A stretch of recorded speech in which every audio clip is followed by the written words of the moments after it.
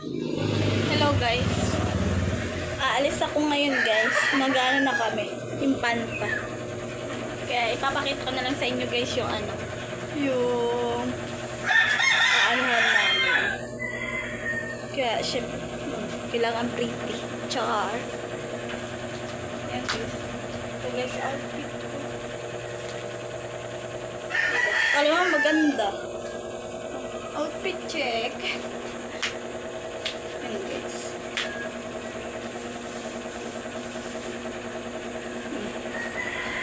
Tapos hatiin ko yan dito.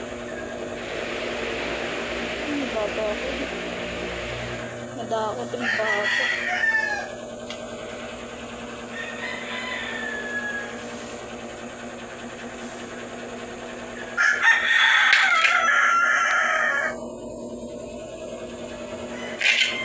Mainit kasi guys, kaya mas gusto ko yung ganito kasi kulot na naman pati yung buhok ko. Kaya gantayin ko na lang.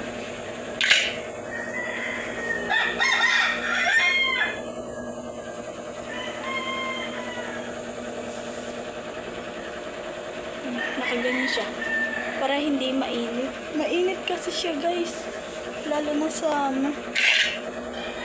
kaya ginaganto ko na lang yung ipit ko. Para magandang tignan. Dinadalawa ko na lang siya. Kilikili. Yung maputi kilikili ko.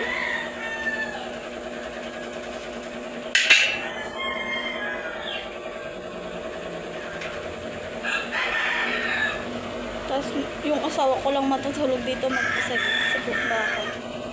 Siya lang mag-isa. Ayaw niya kasi guys sa akin sumama. Ayaw sumama sa auto. O diba guys? Ay, minatira pa. Minatira.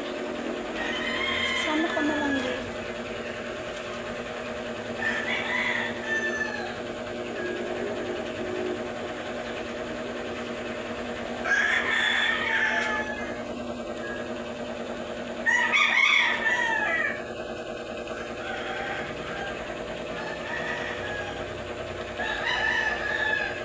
Yan guys.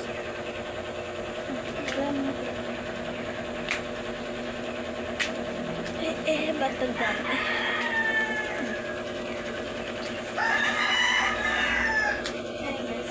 Ayan guys.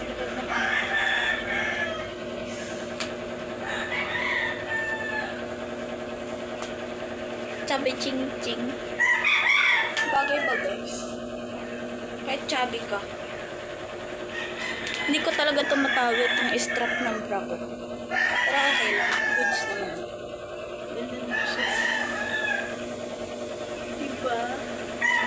Kailangan kahit chubby ka, kailangan mo pa rin magpaganda para hindi ka na sexy tapos tsaka ka pa.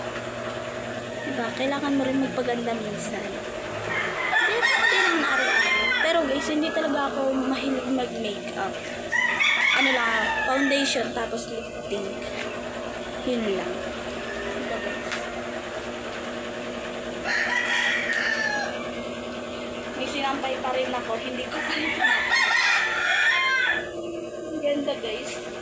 Ganda ng likod mo guys. Diba? Okay na okay yung outfit. Hindi siya masyadong revealing guys. Ang ganda niya. Pero naka-ano pa rin ako. Naka-short pa rin akong para in case na lipa rin yung damit ko, hindi siya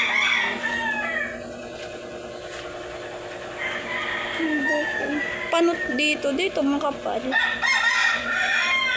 Panot yan.